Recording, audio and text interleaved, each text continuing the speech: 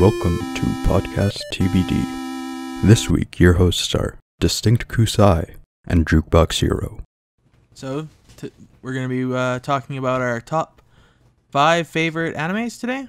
Yep. Yeah, let's go with that. I already gave Kelryx. I already forgot it. You'll get it eventually, Jukebox. Yeah. I already gave Kelryx the download that we're doing the top 5. But we need to kind of set some ground rules almost. My shit's right, your shit's wrong. Yes. If you mean my shit. Oh, alright. My shit's beautiful. That's like rainbows and sparkles and whatnot. Hey, what's the problem with rainbows and sparkles? Absolutely nothing. That's why it's better. No, so Kelryx's whole deal.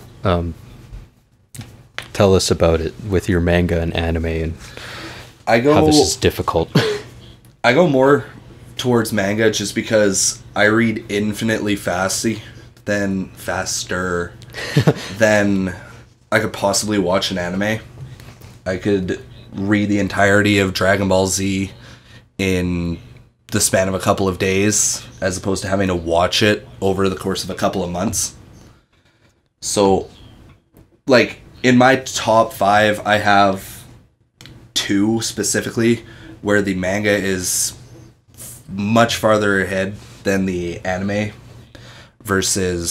or significantly different. So, mine are kind of going to be a toss-up, as opposed to just being strictly anime. Oh, that's fine.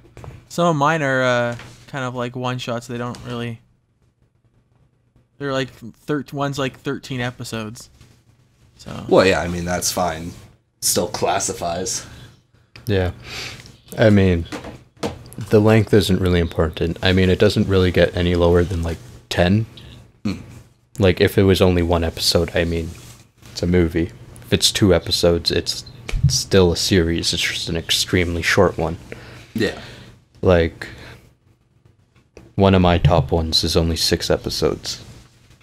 I mean, like, I just watched Fate Grand Order, First Order the other day, and it was just a 1-hour OVA teaser type thing, but it still counts as an anime.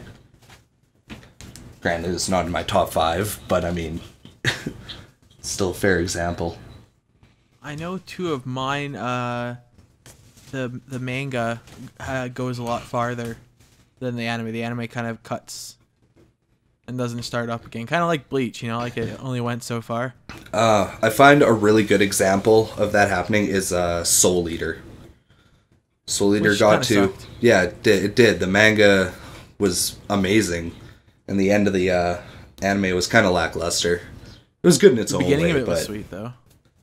Sorry? The beginning of the anime was sweet. Oh, yeah, it was just mint. Yeah. Let's get started then. Literally. What's your ground rules there? Literally what I was just doing was in Notepad trying to figure out what the fuck my top 5 are. I had this issue earlier. Because, how about this? We'll just go in a circle and we'll say what our top 5s are first, and then we can talk about it. Okay. So let's start with you there then. Yeah, so mine, I mean, I have them in an order, and I could probably argue for keeping them in that order, but I'll say they're unnumbered. Cowboy Bebop, Madoka Magica, Neon Genesis Evangelion, Beck, and FLCL. Fooly Cooly. What about you, Distinct? There's some overlap here. Mine are Neon Genesis Evangelion, Dragon Ball, the whole thing, not just Dragon Ball, but Dragon Ball through Super. Rosie, I can never pronounce it. Rosiero and Vampire, Monster Rosario. Princess or Resurrection Princess, and Alpha and Lead. For me, I have, again, they're unnumbered. I can't number it because every other week they change, right? So right now, as far as the ones I'm most invested in are One Piece, Toriko, My Hero Academia, Digimon Adventure Tri, and Dragon Ball. Again, the entire thing, all the way from the beginning up until the last episode of Super. Yeah, you can't exactly just say, I only like Dragon Ball Z or you only like Dragon Ball Super. Yeah, when he became an adult, I was done. I'm out. I'm out the door. None of that. I don't think I know a single Dragon Ball fan that's just like, after Dragon Ball, I didn't watch it. Because they don't exist. Well, I mean, Gen 1ers exists for Pokemon, so it's kind of the same concept. I've watched the first Dragon Ball movie and like nothing else. Define the first Dragon Ball movie. Like, are you talking like the Dead Zone or the World or the Tree of Might or whatever? You know what? Give me 2 seconds while I go look at my VHSs, because it's like the second thing Funimation ever released, and it's on a blue VHS. Oh yeah. Didn't you watch the Dragon Ball, the newest one, one with Frieza and Goku in there? I mean, that's we went to the movie theater actually. That was a Gong show. So he's watched too. So yeah, he's seen whatever this first one is, and then he's seen Battle of Gods. As far as movies are concerned, at least. Curse of the Blood Ruby. Oh yeah, that's way out there. That's actual Dragon Ball. I was thinking like Dragon Ball Z movies. No. I'm talking Dragon Ball. Curse of the Blood Rubies. Yeah, no, I haven't seen any of those. Like, I haven't seen anything. I may have seen like 2 episodes of Dragon Ball Z, one of Super Dragon Ball or whatever, and fucking that Dragon Ball movie. Just watch the abridged series. I tried. I can't. It's so great though. Like, I have no nostalgia, so the entirety of Dragon Ball and Dragon Ball Z is just so ridiculously childish that it's boring. I get that to a degree, yeah. Yeah. there are some serious moments, but they do expect children to watch this, so they do throw in some childish stuff. I mean, that's who their main market is. Their main audience consumer is children. I mean, yeah, it's just that because it's 8 to 13. At least when it comes to Dragon Ball, when you're a kid, the really fun part is the fights and everything, and you don't care. But then, at least for me, when I've grown up, I found more of an interest in how strong they actually could be. Like, you start thinking about, planet busting capabilities and whatnot, and then it gets really cool for me. Oh, once you hit, multi-universe busting? Yeah, just Cell, for example, saying you could wipe out a solar system. Then I started being like, oh my god, this is great. I mean, in all regards, I thought, the fights were fine. It was all the content in between. The dialogue and everything is very childish, and it's there's a lot of hints towards, with Goku or whatever, when he's fucking young in Dragon Ball. I assume that's Goku. Yeah, it is, yeah. He acts like an actual little kid would. It's Bulma or something would be like, I'll show you my panties, and he's like, ew. Yeah. Fucking old wench bundles. Fucking, I don't even fucking know. Right. They do a little bit of fanfare for that in Dragon Ball Super, where they kind of throw back to that kind of humor a couple of times with God. Goku and Bulma. I remember that episode. I can't dig it. But for the sake of the chat, the way the episode goes is Goku teleports to Bulma's house to talk to her or Vegeta about something, and she's just getting out of the shower, and she goes, "Oh, what are you doing here?" And she covers up and everything, and he's like, "Oh, don't worry, Bulma. I didn't come to see your old saggy, Vegeta promptly boots his ass. It was a good moment. Yeah. And there's a couple other ones where Vegeta's totally surprised that Goku hasn't kissed Chi-Chi. I mean, yeah, that's just one of those weird things, right? It's because clearly Chi-Chi understands how babies are made, because Goku wasn't part of that process aside from, as far as we know, laying there. So it's just one of those strange things, right? And what's weird, he's the creator has actually of Dragon Ball has actually explained why that is, which is actually kind of weird. I'll have to read up on that. I know nothing. He basically states that true Saiyans didn't actually pair off other than just to make kids, and the royalties actually cared about bloodlines and marrying. Mm-hmm. So that's why Vegeta knows what kissing and loving somebody is, but Goku is a true Saiyan and he doesn't see anything past companions. So Chi-Chi for him is just a really good friend. Yeah, So, all right. so this is like the hierarchy with the kings and queens and the peasants, except the only difference is the peasants aren't fucking in the barn. Yeah, Essentially. Got it. At least he gave an explanation for the weird behavior.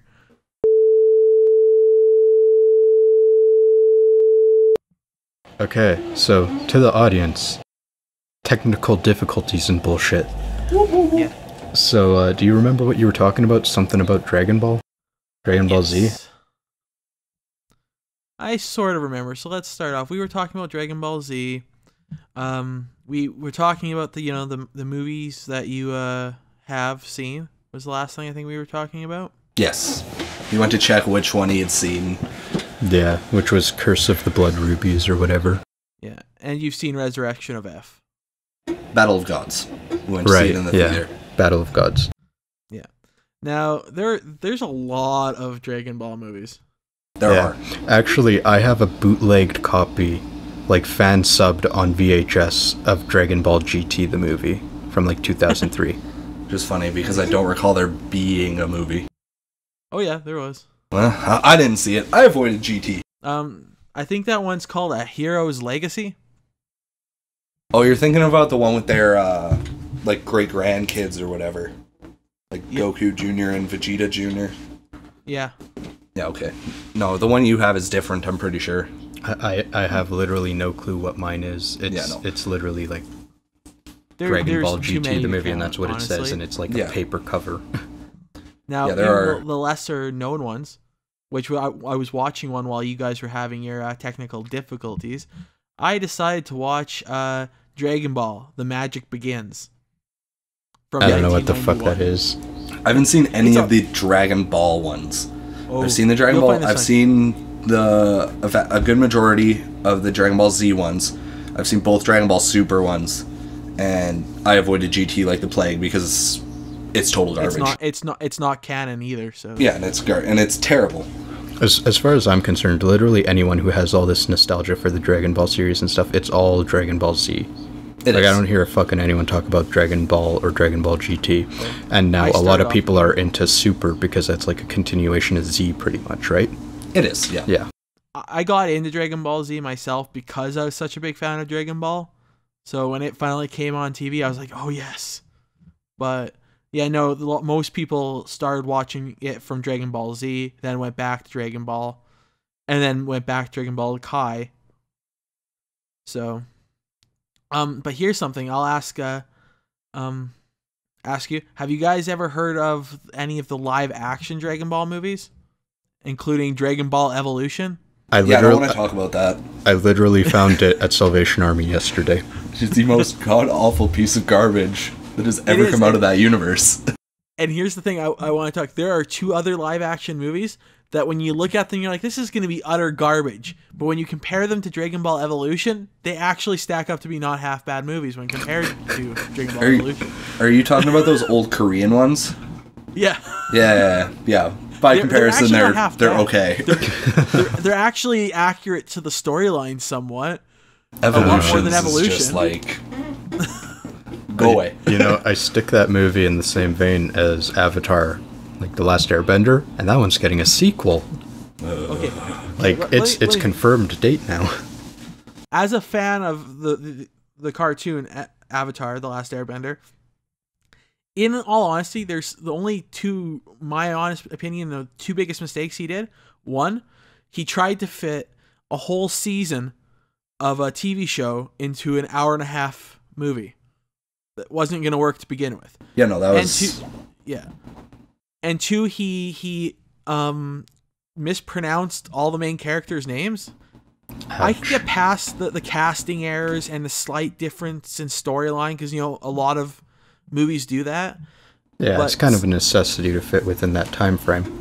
And to keep people interested for a shorter period of time. That's how it has to Avatar, go. that movie was like The Last Airbender was like watching the cartoon, but on fast forward. Yeah. Because he's literally trying to like get everything in there, and you're like. Though I haven't really watched the cartoon, but I've seen the movie, and the movie wasn't that bad to me. So I'm sure if I had all the context and original source material, I'd be like, yeah, that's shit. But it's like the same argument everyone has for every movie adaptation of anything, that's like any other medium. Now I'll get to this. Sorry, go ahead. Is Dragon Ball Evolution is a whole other monster. It's not accurate to the source material whatsoever. The acting is horrible. The whole concept that they changed it is dumb. Yeah. They're even worse as far as changing concept than I would say Resident Evil, the movies, from changing it from the video games. But Resident Evil, the way they do it is they make it its own standalone thing. Whereas Dragon Ball Evolutions took the names of the characters and just threw it into like a modern day high school setting, and it just became utter garbage. And then where Avatar The Last Airbender screws up, in my opinion, what gets me the most is I can deal with them fast forwarding, right? I can deal with them shoving everything into an hour and a half time span, because when it comes to a movie, you have to do it like that. But what triggered me really bad is, again, the mispronunciation of the names, because it was completely unnecessary. They'd already been established over 3 seasons. No, 2 seasons at that point. But the names had been established. There was no reason for it. Yeah. And then the other things that got me were how pathetically weak the Earthbenders were. It was super sad. Jukebox, I could show you videos explaining how bad. There's tons of them on YouTube. And the fact that the Firebranders needed existing fire. That was complete garbage to me. It was so unnecessary to do that. That being said, it does seem like M. Night Shyamalan is setting it up to like get to a point where they can create their own fire, and he's trying to make it more special than it was in the anime, which I could appreciate if he had actually done it in the middle of the movie, not waiting until a second movie comes out. Yeah. So. Well, because the thing is, at the end of the Avatar movie, it shows that Zuko's uncle, Iroh, can bend fire just out of his chi, as they call it, which is standard in the cartoon universe. Yeah. So it goes to show that if he can do it, then you could assume that other super high-level firebenders like Azula and Ozai could probably do it. As well. But then the other thing that they mess up is they talk about Sozin's Comet, which in the cartoon boosts firebender abilities. It gives them like 10 times the normal amount of power, whereas they change it, again, for no reason, to the point where when the comet is in the sky, every firebender can bend without existing fire. It's completely unprecedented. There's no reason to do it like that. Yeah. You already have an established universe. Why mess with it? Because if he'd just done everything the way the cartoon did, but made it live action, I guarantee you would have gotten a better reception for it. Oh, he would have. Maybe this is how Transformers feel about Michael Bay. Yeah, I mean, Michael Bay's a psycho. Well, yeah, but like... That being said, like, I was kind of hoping when I was watching the trailers for Avatar that some of the changes that he was doing to the storyline would be kind of like what Kubrick did with The Shining. Like, there's a whole bunch of things that are completely different from the book in The Shining, but there's a reason for those changes. Right? Yeah. And that it ended up people loved the changes, and they had a second storyline almost added into the movie, which pissed Stephen King off. But yet again, there was a reason for them. Whereas The Last Airbender, there was no reason for the changes, or at least no apparent reasons for the changes. Yeah, I don't understand how he woke up and he was like, we're going to pronounce the names differently. We're going to mess with how they bend stuff. We're just going to flip everything 180 and I'm going to make money off it. I feel like it's probably even stupider than that. They probably got one of those child actors and they're like, I can't say Eero. How do I say that person's name? And they're like, oh, we'll just change it. Don't worry about it. I mean... It probably was something. Something had to be stupid. Yeah, I don't know. Something... And it bothered me too, because I looked into it, because it made me mad. It did, because I love that series. It was good. Korra was good, even though at that point it wasn't established, but still, like, they did great with the animations. And then M. Night Shyamalan has said in interviews he watched the show with his kids. So how do you go from watching a show with your children and enjoying it to making a movie and just ruining the whole thing? Okay, I'm going to point out what probably happened. Quotation marks, watched it with his children, saw that they loved it and all their friends loved it. And was like, you know what? I've sort of watched this movie in the, you know, as I'm reading a book and my kids are watching TV and they seem to love it. I could probably make money making a movie of this. And he didn't actually watch it or understand anything other than he heard the names vaguely. Yeah, well, I don't know. At least I try and trust that people are smart enough to actually do some research and assume that they have. I mean, whatever changes were made, for all we know, it was like the movie studio that was like, no, we can't have these names. They're not familiar enough to an American audience or something. It could be that stupid. It could be that stupid, right? Like, I try and assume that first, but I mean, I haven't checked into any of this stuff before. Because, like, it was a non-issue for me. Wouldn't that be an even weirder issue if that was the case, considering wasn't Avatar made by Nickelodeon? It was, yeah. So it's an American company. Yeah. It's technically not an anime, it's a cartoon. I know. It's a goddamn anime. Let's not start this. Yeah, let's not start that. To me, there's no difference between cartoons and animes other than, you know, it's a style difference. And that's as far as I go into the topic. We can get into huge arguments about that, so let's not. So do you want this brilliant, wonderful segue that I thought up of like 5 minutes ago and then didn't use? Okay, oh god.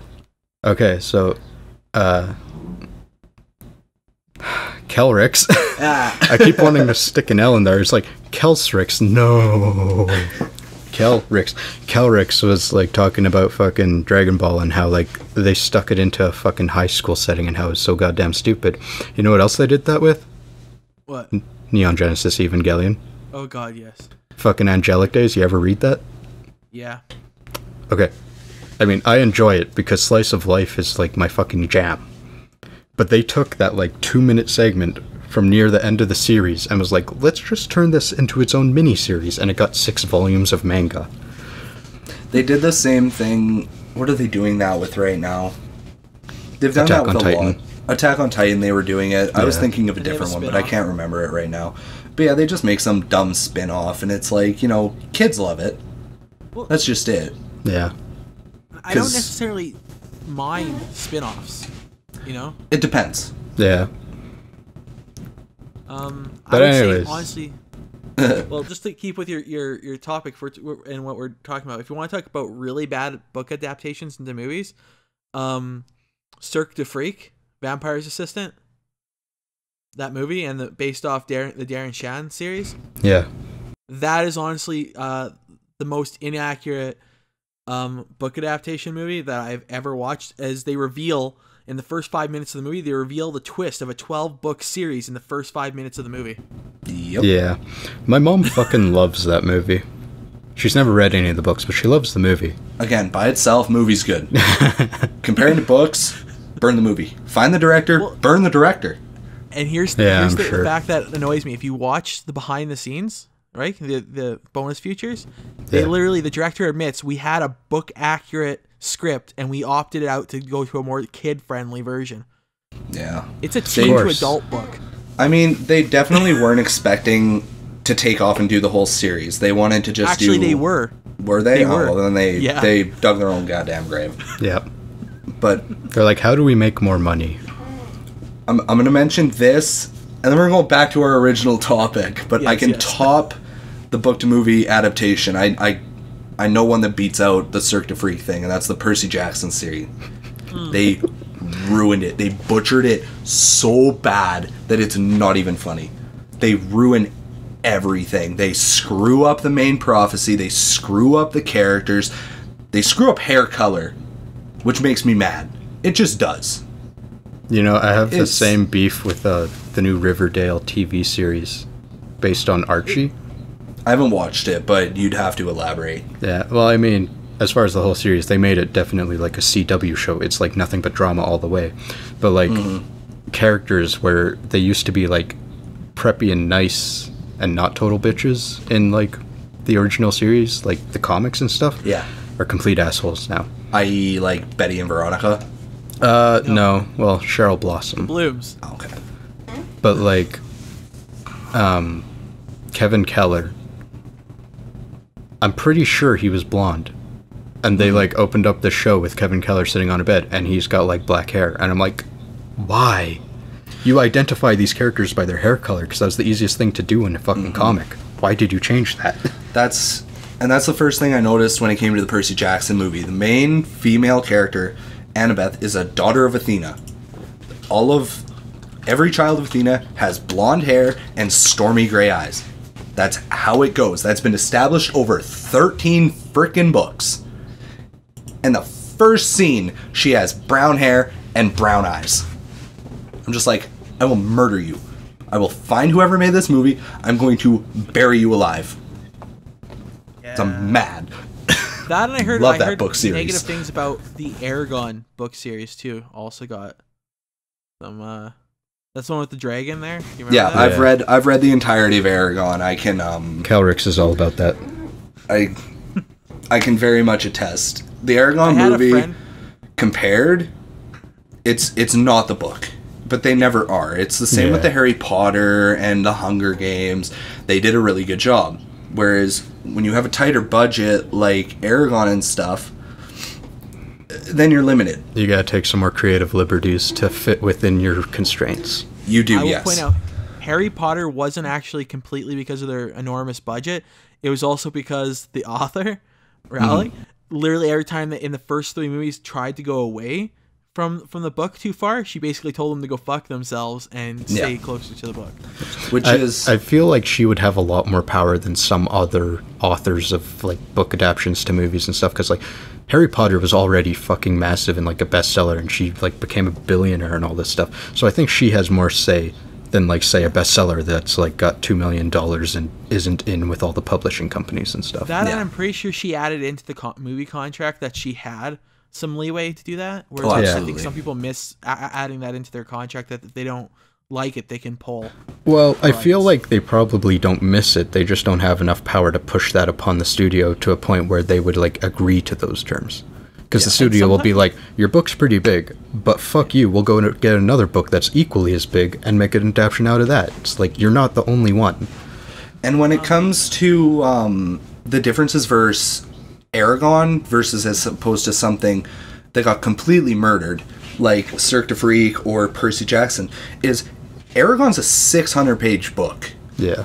You can't fit that in a movie. You can't.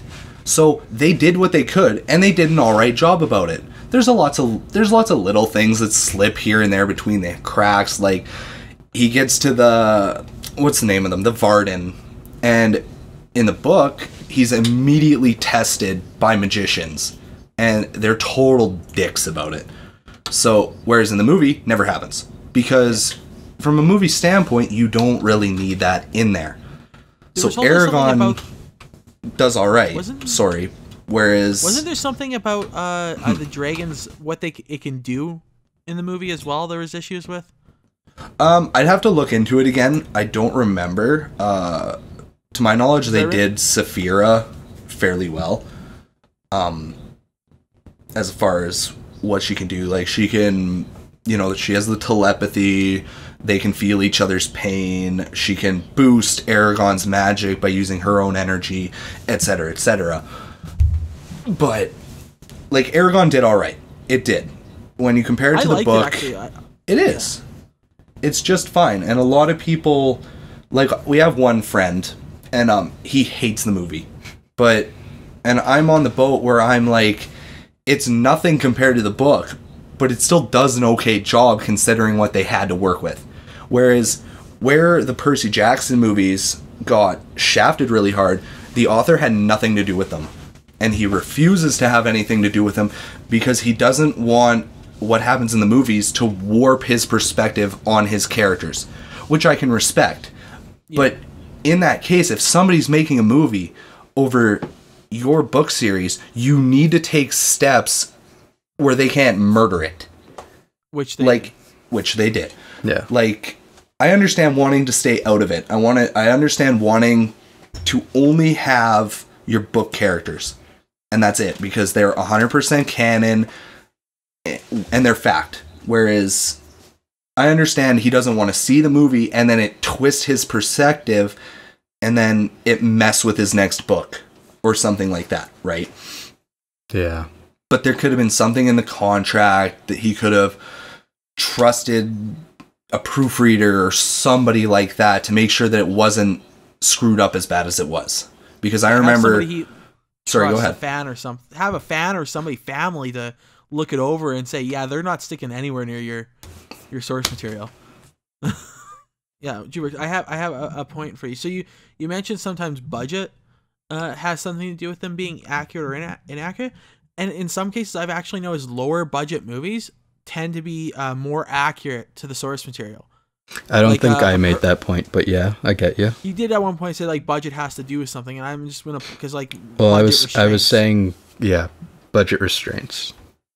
And to that, like, that's what I mean. Like, sometimes lower budget, somebody that has huge budget restraints sometimes actually tend to do better. And I think a perfect example of this, it's a really, sorry for the pun here, lesser known book, and it's not an anime or anything like that. It's a fairly decent book in my opinion. It's called Lesser Blessed. And never heard of it. It's actually Canadian run, and it's one of the books that was actually given to me in the university for a class, and that ended up becoming a movie. It actually is really accurate to the book. And how intensive would it be as far as like CG and production goes, or is it kind of like, because that almost sounds like some sort of chick flick or something to me. Okay, it's actually not. It's Lesser Blessed is about a First Nation boy who moves to a different reserve and has a whole bunch of issues being the new guy.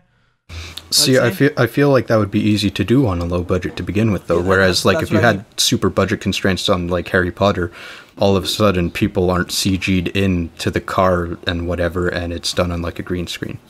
Yeah. Actually, I think it was done on a green screen, but you get my point. The Weeping Willow wouldn't bash around as much, or it looks stupid because it's CG'd in.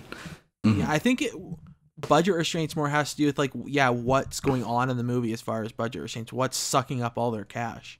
Yeah, I mean the fact that they pay actors $30 million for a movie, i.e., like Robert Downey Jr. in the Avengers, that's part of it. Yeah, you could do one movie and live your life, whereas there are people everywhere around that are, having to work 3 minimum wage jobs to make ends meet.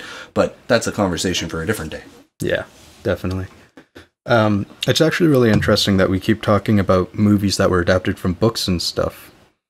But one of my favorite animes, it was originally an anime. That was the source material, and then they actually adapted it to a manga, and that was Madoka Magica. Oh yeah, they did do that, didn't they? And it's kind of funny because it kind of works in reverse too, because the manga isn't nearly as good as the movie. Like, I still like the art style and stuff, but like, it's not as emotive of what happens. Like in the movie, when someone looks like they're in complete horror and they're stuttering and shaking and stuff. Like in the book, they'd kind of just be sitting in the corner with like black eyes or whatever. You can't really see like the extent of the fear and whatnot. Sometimes the reverse is just as bad. Like, yeah, you're right. There's some stuff like there's the TV show Grimm, and they adapted that to a novel, and the novel's nowhere near as good as the TV series.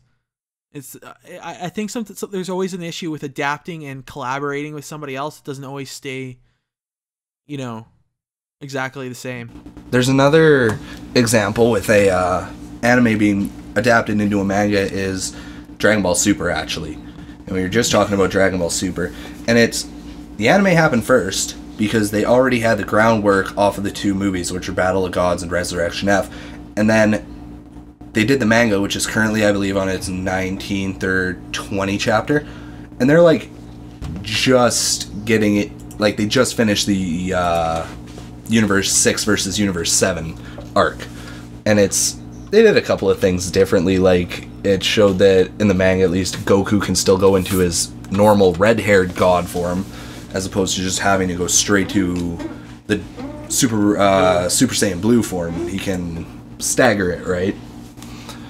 You know what? It may not be one of my favorites, but like amongst the whole series, one of my favorite things about it is that like they'll establish some power level that's like the greatest fucking thing ever, and then the next episode or the next movie, it's like, yeah, fuck it, whatever, we got something that's 10 times more powerful, and it just continually happens. Well, they do that in every anime and manga, right? Yeah, but it's like a love-hate thing for me. Like, I love it because it's funny, but I hate it because it's fucking stupid. It's one of those things where, for anime and manga, it depends how they do it. Like, something with Soul Eater, for example, the whole thing is based off of, you know, if your weapon partner becomes a Death Scythe, immediate power boost, which makes sense. They've absorbed 100 evil souls and a witch's soul. They better get a power boost. Yeah, no kidding. Whereas, and then their other power thing is their synchro rate between the soul of the user and the soul of the weapon, right? And the higher the synchro rate, the more power you can draw out. Again, that's power-ups done in a smart way.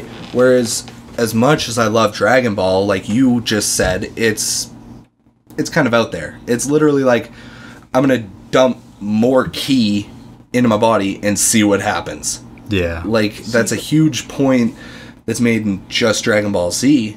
When he becomes Super Saiyan 3, for the first time ever, it literally draws so much energy that it cuts how long he's allowed to be on Earth in half. Because at that point, he'd been resurrected from being dead.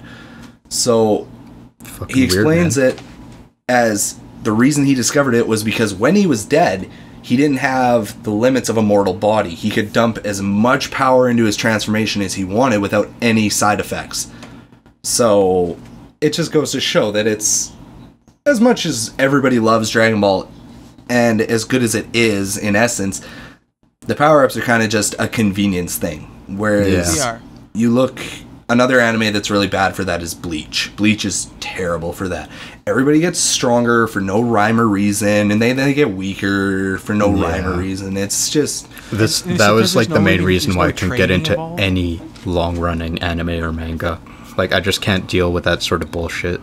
And like, aside from the fact that I don't like that kind of manga and anime to begin with. I might be slightly biased because it's my favorite anime of all time, but for me, One Piece does power-ups very well. Because there's a distinction that for a character with a devil fruit, like the main character Luffy, it makes his body rubber. So at its base, that's useless. If suddenly you were made out of rubber, you're not gonna make it some super powered ability out of nowhere, right? Like, and it's at some point in the anime and the manga, they do a flashback to when he's a kid, and he can picture how he wants to attack in his mind, but he can't pull it off. He keeps throwing his arm into the ground and it ricocheting and hitting him in the chin. So it's... One Piece does a very good job, especially with the concept that you eat a fruit, you get a superpower, right? It takes practice. You gotta learn how to do it. Like, and especially in a world where the powers are as vast as the main character being made out of rubber, being able to literally turn into and control fire, being able to create earthquakes, and something as simple as being able to talk to animals. It's one of those things, and multiple characters throughout the series state that your devil fruit power is only as strong as you make it be. Like, a character, if they can turn into fire, they immediately have an advantage. But Oda, the author, he's smart about it, because this character, for example, who can turn into fire, granted he's my favorite character in the series, but at one point he makes a straw hat for a friend of his. Not the main character, just clearing that up, straw hat, Luffy, etc. Got it. And because he's made out of fire, it takes him 3 tries to make that hat without burning it to cinders. Because makes sense. You can't immediately eat a fruit, and even though in the series you eat a fruit and in your head you get an inherent knowledge of how your power works. So you don't have to, you're not like, oh, I wonder what just happened. It's like, no, you know what the fruit did. So he understands, I'm made out of fire, I can control it, etc. But there's still a matter of not suddenly turning into it. Yeah, there's still like a learning curve. There's like a performance, like you need to learn how to perform it.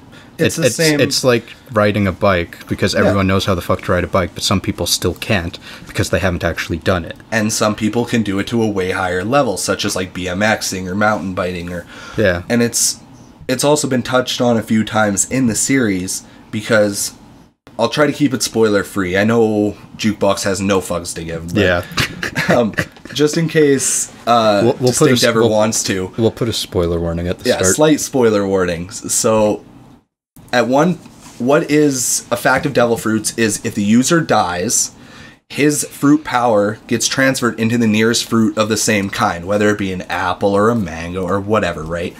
And then somebody else who eats the fruit obtains the powers again, but only one power can ever exist in a person at one time. So the main character, Luffy, he's made of rubber.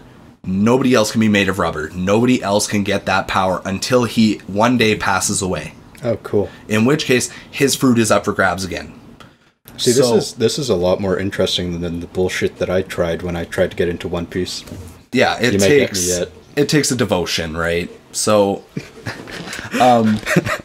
another example of that is 2 times in the series, a character with a power has died, and their powers have been transferred into other characters who immediately show little to no control.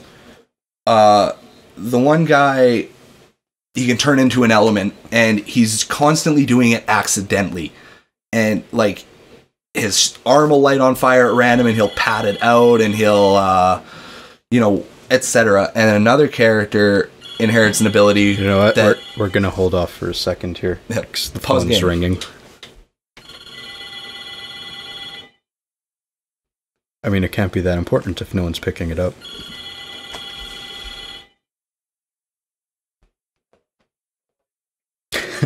Okay. We should just leave this all in, because it's going to pick that up. Yeah.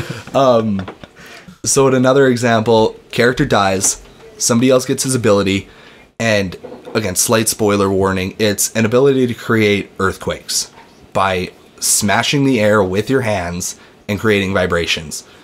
So, cool. When the character who originally had it uses it, it's controlled. It's centralized. And when he dies and somebody else takes the ability, he tries it, and he's causing tsunamis on the other side of the world because he has no idea how to control it properly. Oh, that sucks for everyone on the other side of the world. Doesn't it, though? So, One Piece, to me, is one of the best examples of power-ups done right. Because the more you practice and the more you train, the better your abilities get.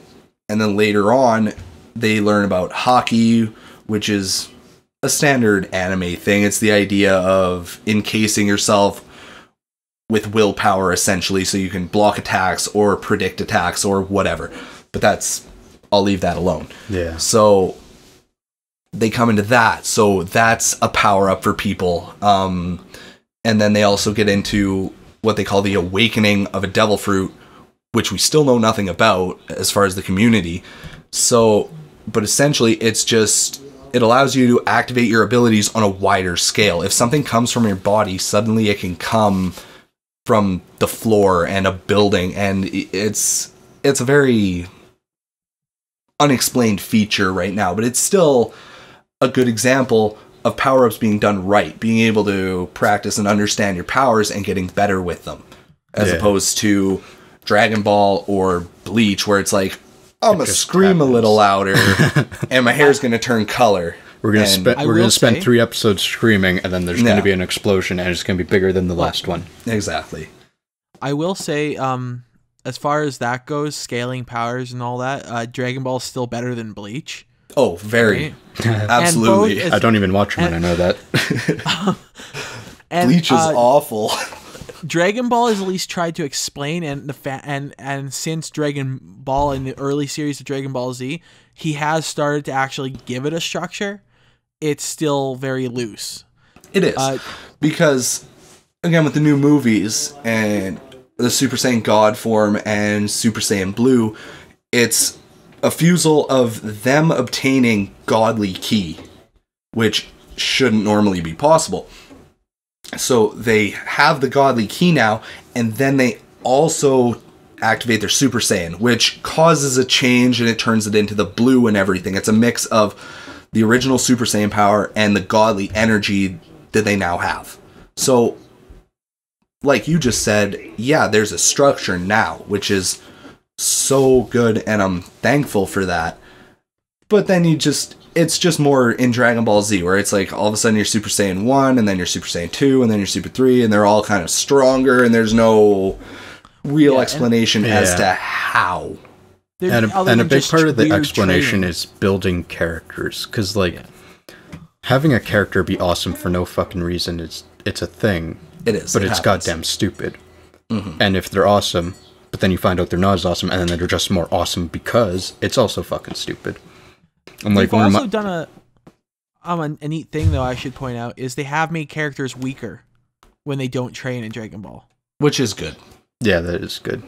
They don't just keep their same power. Like in Bleach, he stops like doing shit for a while, and he comes back even more powerful than he was before. Yeah, he's stronger than when he lost his powers. I'm like, you've been out of the game for a year and a half. Yeah. You're not just retaining all that. Like, do some push-ups, get back in it. Well, and at least Dragon Ball also explains it by like species. Like Krillin's the most powerful human, and it's because he's human. And you know, Goku and Vegeta are more powerful because they're Saiyan. Yeah, and they got the Zenkai boost and the Super Saiyan and all that, right? Yeah. Yeah, so they... it's not super half-assed. It's just a slight example of power-ups being there for the convenience of being there. Yeah. That being said, Dragon Ball, Goku is basically the Asian Superman. He is. He is. I mean, yes. They do a better job of explaining his power-ups and why he has these powers than Superman does. But did Superman really need the explanation? Like, I think we got as much as we needed. He's from an alien planet. It's something we don't comprehend. Oh, let me put it this way. I like both characters. Let me get straight up. I'm not just a fanboy of one or the other. But let me put this out. Goku gets defeated, does training inexplicably within a couple of episodes. He's now stronger than the person who defeats him. He overcomes things. Superman just defeats them. He gains a power the moment he needs them. So in the original comic books, if he didn't have a power and he was getting defeated, immediately now he has a new superpower and he can use it to defeat the villain. Like immediately in a single panel. That is stupid, but we're not talking about comics, but Silver Age Superman is a whole other thing. Yeah. He's, to put it into perspective for Jukebox, because he's not Superman savvy. At one point, he's like, I need to be somebody, and then all of a sudden he learns how to shapeshift. Just because. Yeah. Yeah. So, I mean, it's all stupid and stuff, but, you know, they have so many different universes and different explanations, and the format of keeping it within a book and then telling a story and having multiple different writers and stuff tell their own stories. I mean, it's very out there, and it's got such a wide spectrum of availability to the writers and the artists that, like, there's no reason why those things couldn't happen within that medium. Yeah. No. And that's the reason why we can do stuff like that with animes and mangas, because usually they are created by the same person who made them. So Dragon Ball has been the same creator from Dragon Ball to Dragon Ball Super, while Superman has been like 1,000, like 100 different. Yeah. Yeah. So it's just that, right? It's every iteration gets their own shit. Goku's one of those things. He's part of a universe where, like, I don't know if you saw the newest episode of Dragon Ball Super, but the universe that Goku is a part of is the second weakest out of all 12. So, you know that throughout this tournament arc, he's going to be hopelessly outmatched. And he's still going to win somehow. Yeah. Because that's who he is. He's the main character. He's got plot armor. And if he doesn't win, then Vegeta will, or Gohan will. Because that's just how the friggin' series goes. Yeah, this ain't like Madoka where they're just going to kill off one of the main characters in the third episode. No, I mean, Madoka's... It's been 6 years, it ain't a spoiler. Let me put it this way. Dragon Ball will kill the character, but they'll be back in a couple of episodes. Yeah, exactly. Which is fine. It's fine in its own universe, but... Well, except whole one other slice character, of cake. Goku's dad. Not Bardock. both the guy who raised him, but also his biological father. They died. They didn't bring them back. Nobody's thought about bringing them back. Bardock didn't die, technically. He was sent back in time somehow. Oh, it's fine. It's very loose explanation. But Wibbly wobbly, timey wimey Anyways. things. so Hold on. I'm gonna need a refresher on Distinct's list. So, Evangelion, Dragon Ball, Rosario and Vampire, Monster Princess or Resurrection Princess, and Elf and Lied. Rosario Vampire is good. Yeah, It's very good. we've all seen that. I'm mad at the anime. 'Cause it's 10 times more fan servicey than it needs to be, Yeah. but it's still a solid series. I bought the entire manga series for like the first series Yeah, season 1 or whatever. for like a grand total of like $12 I hate you. because I'm a fucking boss. But You find weird deals like that. You found me majority of my Buffy comics. yeah. Well, Jukebox is god like that. But For very good deal. But anyways, I got like the whole manga series and like it was all really good. But Rosario Vampire was one of the first animes I watched when I was getting more into anime, like when I could actually comprehend that things were anime. Because before that, it was like Yu-Gi-Oh, Pokemon, Digimon. They were just cartoons on the TV. the OG. What the fuck was Japan? That doesn't exist. Yeah, right? So once I actually started watching things like Gurren Lagann and whatnot, I got into Rosario Vampire. And like I was watching it and it's crazy fan servicey. And like my mom was doing laundry, so every time she walked by I'd like flick it over to Facebook or something. And then one time she's sitting there watching it and she watched for like 5 minutes and I'm sitting there trying to explain it like, hey, it's actually pretty good. Just, panty shots. I have a funny story regarding Rosario Vampire. My girlfriend, it was one of the first animes that she was interested in. So we bought the first set of, 10 or 12 episodes. And she's watching them and she's like, "You've read this?" And I'm like, "Yeah, why?" She's like, "There are boobs everywhere." I'm like, "I promise, it's not that bad in the manga." She goes, "Prove it." I'm like, "I got this." Flip through it. So I boot up my phone and I scroll over. I find that, like, she had it paused on, like, a real fan servicey part. And I find that same chapter. Oh, and I'm yeah. like, "Take 5 minutes, read this." She, reads through it, and she hands me my phone. She's like, "All right, you're off the hook." I'm like, it's not that bad. It's literally just like, if we're putting it on TV, we need to pull in the pervs. Yeah, I kind of hate when a series doesn't feel confident enough in its material that it has to create an ass ton of fan service to Yeah. bring people in. And it's even... I mean, that's where OVAs and, like, beach episodes come from. Yeah, which is fine. Like, and even One Piece isn't terribly safe from it. Like, every woman in that series is like a 6-inch waist and like size Z tits. Yeah. It's, even though it's a solid series and the characters are wonderful, they still need boobs as big as my head and waists as thin as my wrists. Yeah. It's unfortunate and stupid and it makes me mad. But And even in the caricature style of it, like, it kind of fits in, but at the same time, if you look at all the figurines and stuff to come out, the majority of them are the women. yep. So, I mean, it's stupid. And it gets especially bad. It's like, One Piece is one thing, where it's just all the women have that, like, super, air quotes, perfect figure and all that garbage. Right? Except for a Whereas- couple of characters. Yeah, but then you look at something like, in my defense, I haven't watched it because it's dumb. High School of the Dead is terrible. I've watched it. I know you and did. the OVA. I know you did. Yep. I'm a fan of the manga, so I really liked that one person on the internet who did all the math between how fast do these tits have to be flopping for the bullet to go between them. Right? And it's at a point where she'd be like, Flying? yeah, pretty much.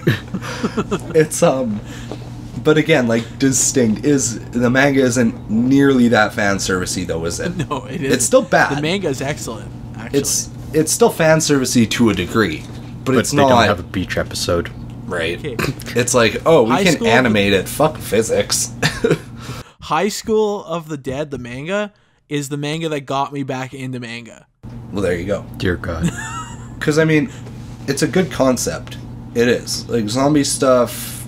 I mean, it was huge at the time when it came out, so it fits. The only It's just reason why one of it's those not things. still huge is because the author has decided to like take huge hiatuses like in the middle of the storyline that go like years. Oh. He'll do like one chapter and then he'll go away for another 4 years and then another chapter comes out. Yeah, I meant huge as in, like, the zombies were huge. Yeah. Like, that was the environment to release a zombie thing in.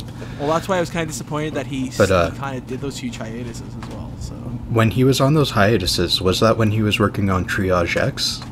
I'm pretty sure. Because that's his other one. So that kind of makes sense to me. What made me crazy sad... Oh, I can't remember which one it was. I want to say it was Chrono Crusade, but I really can't remember. I remember reading that. I don't know. And no, it was Dead Man Wonderland, because she had to take a huge hiatus because she was on maternity leave and stuff. And when she came back, it was like 4 chapters or something, and then it was done. No. It's Like, you couldn't have just we had finished to it. wait like 2 goddamn years for 4 chapters. And then there's D. Gray Man. And then there's D. Gray Man, but it came back. It did. But another really unfortunate example to me about hiatuses is, you guys know what Yu Yu Hakusho is, right? Yeah. That finished. I should show you my bootlegs. Yeah, I love your bootleg. But so that series finishes, and then the author starts up a little something called Hunter x Hunter. So good. It should be in my top 5, but I prioritized a couple of other things because of the damn hiatus. Yeah. And it's Now, Hold on, Matt, I need sorry. to make a clarification for anyone listening. When I say bootleg, I mean like Chinese bootleg, and I do not actively purchase these things as a pirate. I find them at like secondhand stores and think they're neat, and then add them to my collection. I am not illegal. Nobody's judging.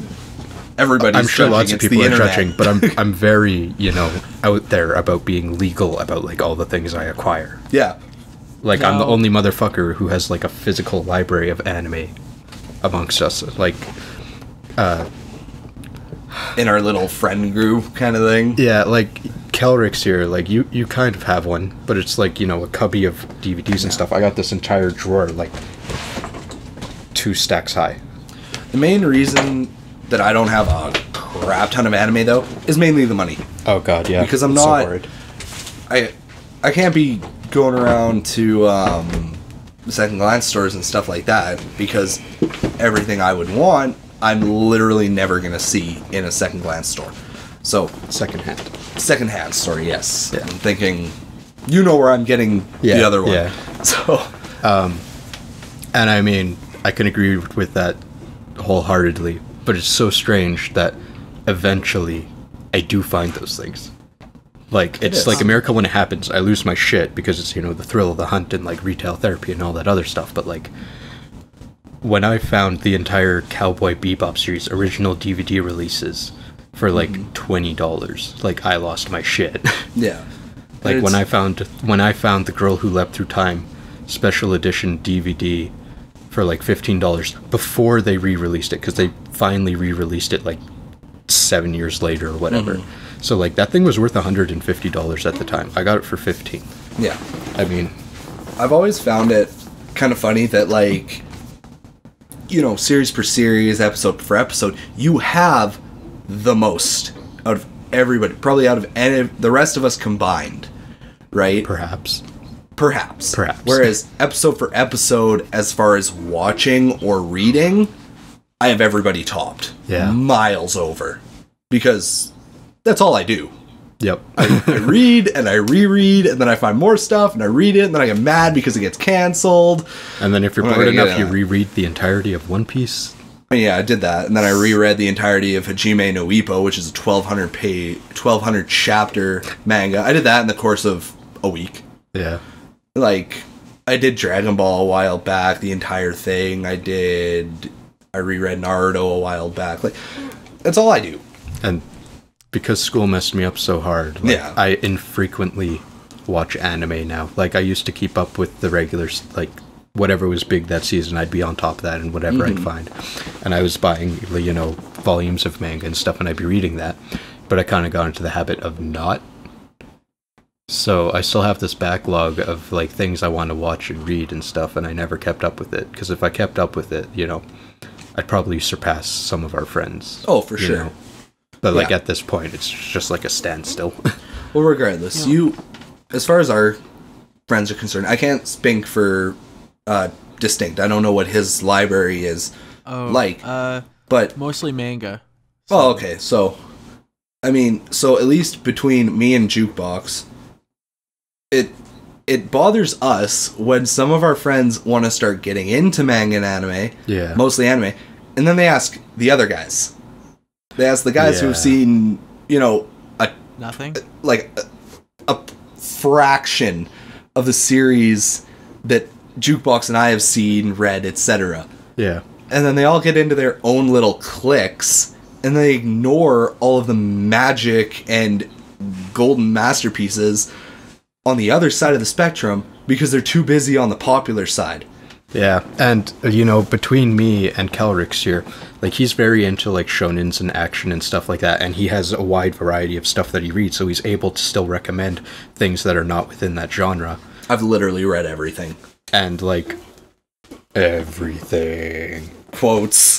I mean, like, I've read sports mangas, The I've read Encyclopedia romance, I've read Britannica. slice of life, I've been across damn near all of the genres, Yeah. aside from the really weird shit. That's your area. I'm gonna stay away from that. Yeah, and I mean, Yeah.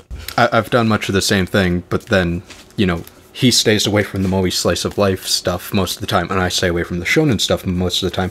But we complement each other, that we can, you know, recommend these things wholeheartedly. Yeah. The ones that we're into, and it pretty much provides the entire spectrum of what's anime Because it's and like manga. talking about like K-On! Or something. Yeah, And it's like, it's all kind of in one ear and out the other, but it's like, it's still an interesting concept. And it's the same as when I was talking about One Piece earlier. Like you even said, it's like, this is a lot better than the shit that I attempted. Like it's one of those things as you get further in. But when it comes to our friends, I have one in particular. He borrowed J-Stars from me, which is like a Shonen Jump collaboration fighting game. And he fell in love with Ichigo from Bleach. And he was like, I'm gonna watch it. I'm like, dude, do it. It's good. And then he fell into this pit where it was the only thing that mattered. And I was like, oh, you should try this. And he's like, no, man. Bleach. It's the best. Bleach It's is the the best. I'm just like, yeah, exactly. there's I a had a whole friend who did industry that you're too. missing right now. So then, eventually, the anime stops. And he's like, well, now what? And I'm like, read the manga. He's like, oh, no, I don't know. I'm like, then I'll tell you everything. Like, I have it all stocked up in my head. I can front to back it. He's like, I don't know. So, eventually starts reading the manga. Took a lot of goading, but he gets there. And he gets to the very last chapter of Bleach. And it's terrible. That chapter is so bad. It leaves such a bad taste in your mouth. I've read it, and without reading the rest of the series, I still think it's bad. Exactly. So, Buddy reads this chapter, and I ask him, I'm like, well, what's your opinion on the series now? He's like, oh man, they fucked up. I'm like, I've been telling you that for the last 200 chapters. The ending is paramount. Yeah, and it's just that. The ending is paramount. If the ending... Naruto's a good example. Again, slight spoilers. Ending happens, stuff goes down, the last chapter comes out. Full color. It's 15, 20 years in the future. Dreams have been realized, and it's great. Everything's wrapped up. Like, there aren't any questions. And it's just, people are moving on with their lives. People have achieved what they wanted to achieve. It shows everything you wanted to know throughout the manga had an end to it. Because you're like, throughout the whole thing, you're like, who ends up with who? Like, does anybody die? Does anybody... everything gets realized. The characters have kids, the characters are married, with the exception of a few, etc. And like, it was good. It was a solid ending. I read it and I was happy. I was content. I almost cried, but I'm a man. So I did cry. So it's a good ending. Yeah. And the manly Bleach tears didn't are the do same that. as normal And tears. Bleach was just kind of Yeah. Bleach was like it was a flat note. same thing. Yeah. It's like bad guy dies. It's so many years in the future. People are married. People have kids. And then there's 20 more friggin' questions. Yeah. Like, against slight spoiler warning, they read that the main bad guy, there's a pool of his energy somewhere. So all of the captains from Soul Society, they go running. They're like, we got to deal with this before it gets out of hand. So they go and they're about to get messed up. There's this massive wave of like black energy. And then it skips over to this new kid and he literally just sticks his hand in this little black hole that's in the human world. And then all of the energy gets dispersed and it's gone without a trace. And there's zero explanation. And that was the end. And I think he was setting it up for a whole new series. Which, I mean, fuck. I mean, let something die. And it's just that. It's like, if tie up your goddamn loose ends. Because What I Naruto wish did he would that, have done. right? I wish he would have just tied up his loose ends, and instead of starting a new series, I would have liked him to actually continue his original series and finish that. Yeah. Come on, finish Zombie Powder. But because Naruto is an example of that, right? They finished it up last chapter. It was beautiful. It did a great job, and then they did they did a small spin-off series. They had a movie about Naruto's kid, and now the kid, is getting his own manga series that unfortunately is released on a month-to-month basis, which I hate with all my being. But you gotta compromise. Yeah. And it's just that there's no loose ends. Like, we can go into this new story. Sorry, go ahead. My favorite manga is a month to month, and yeah, I can admit it, I hate it too. Have you ever heard of Vinland? Vinland Saga? Yeah. I read it back in the day. I fell out of it though. It's still going on, and it's still pretty good. Yeah, I know. It was. I enjoyed it. I might pick it up again one of these days. It's a month. You might want to let it build up because it's month to month. Well, I'd have to start rereading it. It can build up as far as it wants. I'll still read the whole thing in 2 days. And he goes on his odd hiatus, so it's kind of like... Yeah. But it's just that. It's like, so Naruto, it was cleaned up. So we get this new series, and we can move forward with it. And we don't have questions. Whereas with Bleach, if they start a new series, it's nothing but questions. And see, what I would actually like is if they didn't do a fucking spin-off series, new series, whatever. Oh, I totally agree. I would much rather they either create something new or just literally fuck off. Yeah, just let it die. Well, that, or like if they did a spin-off, unlike the original series, it'd be fine if they give it a short thing. Like, it's only going to be 100 like an OVA chapters or something. Yeah. Yeah, like something small, not like, one See, season. I don't consider 100 chapters short, because depending on how they release that, if it's in years, that's almost 10 fucking years. If it's in months, that's still 2 years. 100 chapters? That's nowhere near 10 years. Well, month to month, I suppose. Yeah. That's what I was saying. No, okay, I got you.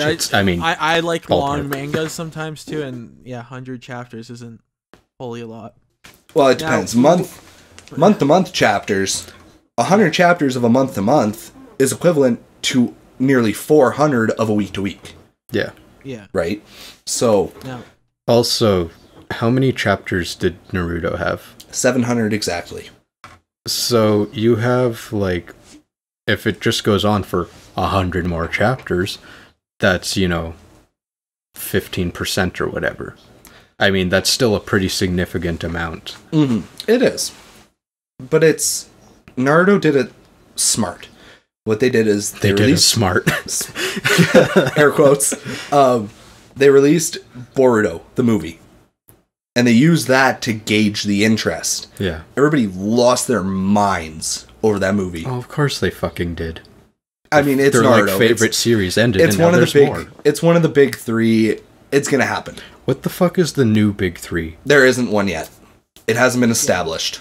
Because I mean, what's changes the week to conjecture? week. What are people saying though? Because you can't just literally be like, one day it pops up and it's this. It's got to be like the thing that people are agreeing on. to my understanding, So One Piece is obviously still number one. One Piece is still there. One Piece is, for now and probably forever, it's going to be the number one Shonen Jump flagship. Yeah. It's what they run on. Second, I would say probably Fairy Tail. Yeah, and Fairy Tail, which isn't that like 524 chapters right now? 492, I think. I feel like Fairy Tail is agreeable because before that was kind of like a number 4, anyways. It was. Yeah. Like It was high up there. yeah, Because I remember you and I talked about this a year and a half ago, probably. yeah. Because you asked me the same question. You were like, what the hell is the big three? And I went into it. And you were like, well, what's replacing them? Well, yeah, but that was my question all along. I knew what the big Exactly. three were, but like, Right. So, definitely Fairy Tail. You could argue to a degree that Fairy Tail is more popular than One Piece right now, which I hate, because Fairy Tail is it's worse than Bleach. With the power-up thing. It's way worse. But I'll can get into that imagine. after. And then, so I told you back then that I thought that the next big three would be One Piece, Toriko, and the Seven Deadly Sins. I know you were really hoping for Toriko I was too. really hoping for Toriko, Didn't and then it end? ended. Yeah, it ended. And it was wonderful. It was a very good ending.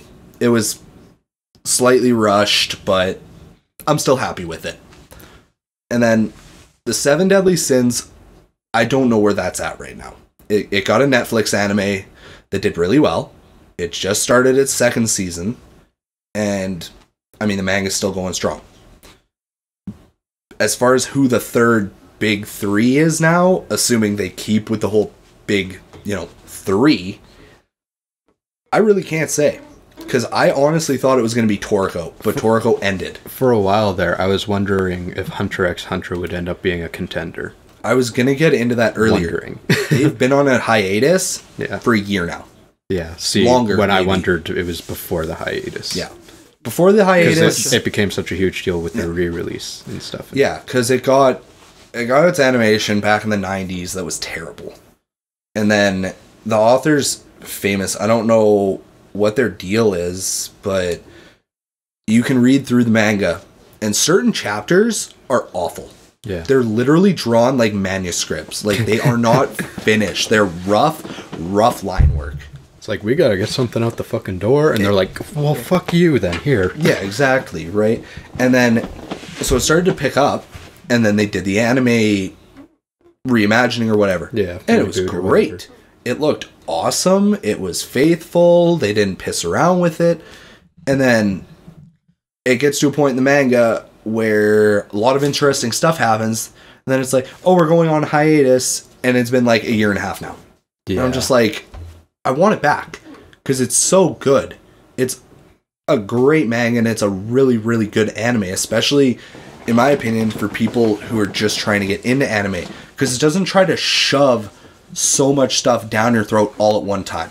Yeah. Because it starts out, and the basis is that hunters are amazing people. They're strong, they're fast, they can go places nobody else can, they find things nobody else can, etc.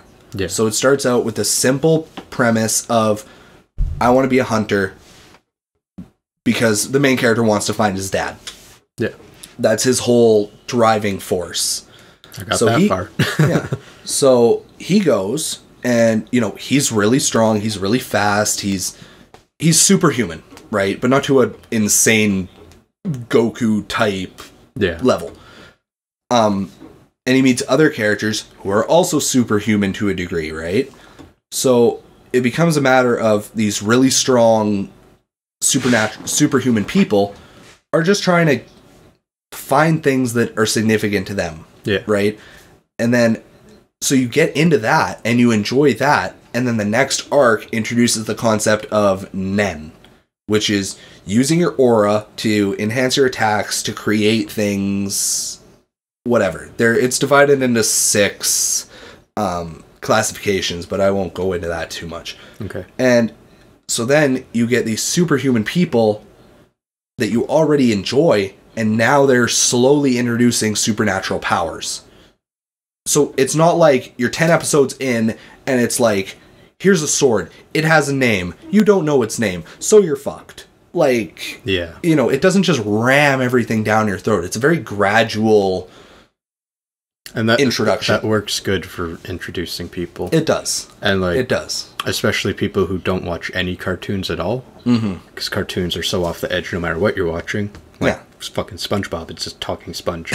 So Good old SpongeBob. People can go from like Agents of S.H.I.E.L.D. with some massive like spy corporation pretty much, or they can go from like The Flash where it's a superhuman guy, but he's still a guy. Yeah. And get into that where they're superhuman guys, but they're still guys. And then it can gradually get them to the point where there's like, look at my fireballs. Like it's a point of character development, right? Yeah. Which, as much as I love Dragon Ball and everything, there's not a whole lot of it. Like, yeah, no kidding. Goku's an airheaded, fight-savvy idiot. That's how it is. Vegeta gets some character development. He's evil, now he's good. He's still kind of a dick, but that's because of his whole pride deal. Yeah. And that's about it. That's as far as it goes, right? Yeah. Whereas I had other a thought animes... and I lost it. Sorry? I had a thought and I lost it. Sorry. God damn it. Whereas, I don't mean it in a bad way, but good animes and mangas, like, I can't mention One Piece. One Piece is on the fence for character development. It is. But stuff like Naruto, where it's all about growing up and accepting differences and that kind of thing and overcoming animosities and whatnot, good. Yeah. You guys help me out. I can't think of any others that have like wonderful character development. But... Well, okay, here's the thing, because that's character development from a point where you have a character and there's nothing relatable about them almost, and then you got to work that up. Whereas, like in my favorite anime, Cowboy Bebop, they're humans and there's a premise, and then the entirety of the anime is practically like character biopics. Like each character, you focus on their individual stories and struggles, and then they develop on them in certain episodes. So like Spike Spiegel, he just seems like some sort of fucking badass, and like he goes bounty hunting. But then you start getting into the episodes where they talk about his dark past and stuff, and you realize, oh shit, he's actually kind of fucked up.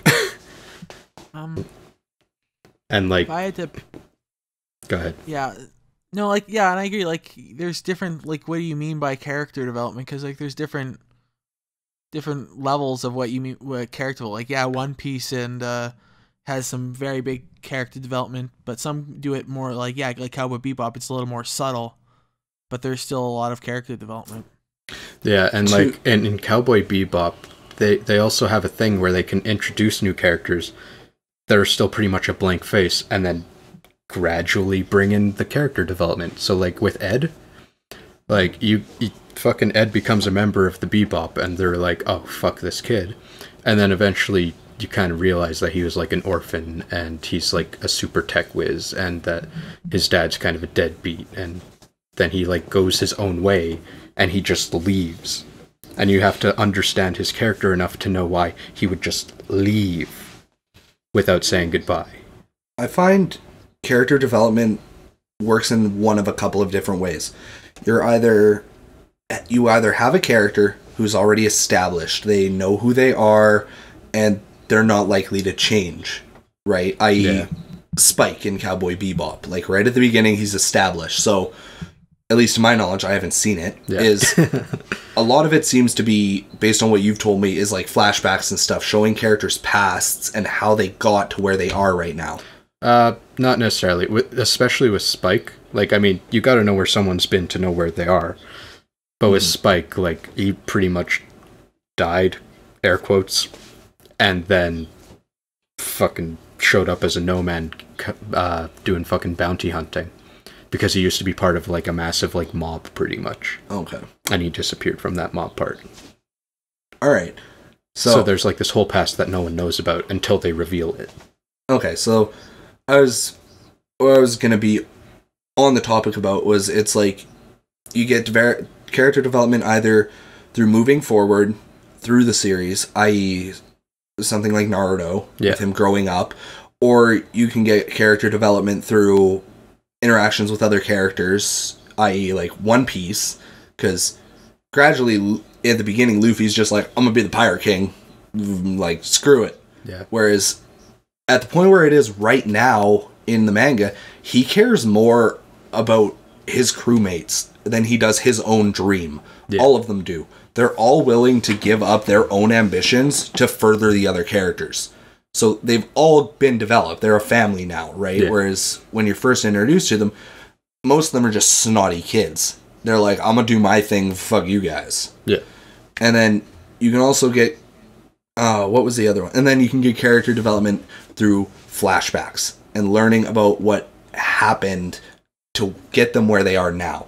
Yeah. And I'm just trying to think of an anime or something that I've seen that exhibits that. I can't think of one off the top of my head, so I think Cowboy Bebop's probably not a terrible example. Elfin Lied. Oh, the Yeah. puppy. Yeah, the puppy. I want to talk about that the has puppy. a good character development. I mean, flashbacks. Yeah, so, character development happens. It depends what the manga needs to be successful, Yeah. right? Character development through Or how traumatic the author experiences. perceives development. Exactly. Because no development is literally the worst. Yes. Or the second to worst is kind of where there isn't development, but they're established as a sort of character that we all know as a generic character. So like a hippie. If they got long hair, they got like a peace sign or some shit, you kind of get where they're coming from already. Yeah, You don't know exactly. anything about them, but you get the idea. To me, a good example of a lack of character development is, and we're going back here, Bleach. Me personally, I've seen little to no character development. At the beginning of the series, he's just kind of going with the flow. At the end of the series, he's just kind of going with the flow. He's like, oh, there's a bad guy. Other people are fighting him. I'm going to fight him too. Why not? Yeah. Like, He has more cares- character development than his friends. Well, yeah, that's just it. Well, right? I mean, but he's the main guy. Yeah. Is it that he has more or that he's just been there longer? It's He has more. It's by slight degrees, but Okay. because the, pretty much only the difference only... his friends is gain powers. Dunk. That's it. Yeah. Got it. So, because Ichigo's... The only thing you ever really learn about him is he cares about his friends. He cares about his friends, he wants to protect them, and that's literally his driving force for everything. Which is hilarious to me, because he wants to protect his friends, and he keeps dragging them into life or death situations. I don't That understand being that, said, but... Yeah. Bleach is some characters in Bleach that do have character development. Some of the background characters have more character development than he does. Like Kenpachi, the strong guy there with the sword. Yeah, Kenpachi's a Talking good about? one. He has character development Yeah, throughout the series. but the main character doesn't. That happens with the Vizards, too. They're... I had more interesting watching reading chapters where they were talking about background characters development because they actually had development than the actual main character. Oh, absolutely. Like, at one point, for Jukebox's sake, we learn about all these characters, and they can put on masks Yeah. that give them powers of a subspecies, right? So they go into the past about that, and they show that they all used to be captains of Soul Society and everything, and a bunch of shit went south, and everything. But it's cool, because when you first meet them, they're just a bunch of recluses who are super fucking strong. Got it. And then you learn about them and you're like, that's tragic. Because what happened to them was literally just a really shitty circumstance. Yeah. So, and it's the same with Kenpachi. When you first meet him, he's just this really strong, scary guy. And then you get into the later chapters, and he starts to grow, and he starts to become more likable, and he's easier to get along with for other characters, and you learn about what happened when he was a kid, and stuff like that, right? Yeah. And then there's Ichigo, and Ichigo's just like, can I kill somebody now? Hell, Can I hit somebody even with my Ichigo's sword? dad. Yeah, even his... Ichigo's dad has more development than his own son. Yeah, the main character's parents have more fucking developmental story. The dead parent. The dead mom, parent, who's yeah. been dead since the beginning of the whole thing, had more character development throughout the series. Yeah. That's depressing. It is. Bleach was popular because the action scenes were awesome. They were so good. Hold on, I have something to say to that, but I'll link into it because I remembered that thought that I forgot like fucking 20 minutes ago. Go. So, with the top three, like the big three, Yeah. a big part of why they were the big three is because they kind of came out around the same time, and that was the biggest introduction and like the highest point of anime for a long ass time in North America. Like that was the majority of people's like introduction to like what is anime kind of deal. The thing that happened before that was Toonami existed. What? But since then, so like Bleach was introduced and it was pushed. So I mean, it reached the much bigger audience, and the fucking action was the greatest, which is why you go onto YouTube and you see like 2008, you search up AMVs and it's like nothing but Bleach and Naruto action sequences as like Linkin Park plays over it. Another part of it too is right when the animes started grabbing traction is they got brought over to the West. Guess when they got brought over to the West? When all of us were growing up.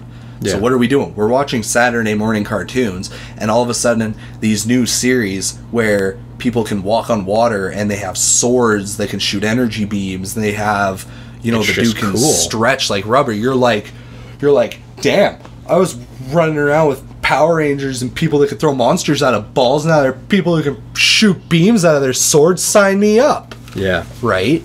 So it immediately, we get all that stuff on like Funimation and 4Kids and all that, and immediately, what do we all want? We want more of it. So kids and, you know, young teens and stuff, they start looking for the manga, and they start looking for the DVDs, and they start looking for the movies, and Yeah. immediately something that was already getting a shit ton of money in Japan is getting doubled because of what's happening in the West. Yeah. You know?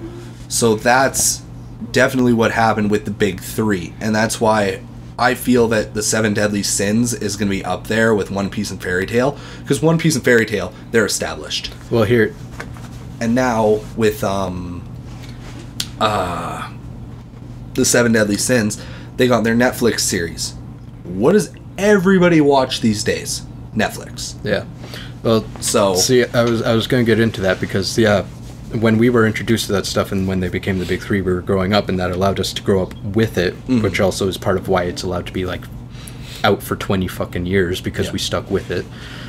But we haven't had as much of a surgence, like, ever since then. Like, 2007, it almost happened because there's a lot of great shit, but then it didn't happen. Almost in 2011. So, the argument of what is the big three has to be, like, what came out that was popular, that was widely adopted by, like, the lower age groups, that they will continue to hold on to, that will continue to release stuff for them to continue to hold on to, and how are they getting it? Because you tell me Fairy Tail and the Seven Sins, and I mean, as much yes, like as much as people watch Netflix and stuff, I still feel like kids' entertainment and stuff, if it's not on TV, if it's not widely accessible to them, like, because it's on Netflix, but it's not like Netflix is pushing it. It's just on there. But, like, if they were showing up ads all the goddamn time, like, watch Seven Deadly Sins, and kids were watching their parents' Netflix or whatever, they'd be like, yeah, that, because it looks super awesome. But it doesn't have that. So it just happens to be another series that's on Netflix. Because if the argument is that it's really good and it's on Netflix, I mean, so many other things would get that too, like Madoka, Sword Art Online, Attack on Titan, like all this stuff is on Netflix, it's really good. Yeah. I mean, the kids are equally as likely to think that these are great and latch onto those. the big three specifically is also specifically a Shonen Jump thing, right? Right. Which is, to me, severely unfortunate because there's so many gems that are on other magazines, right?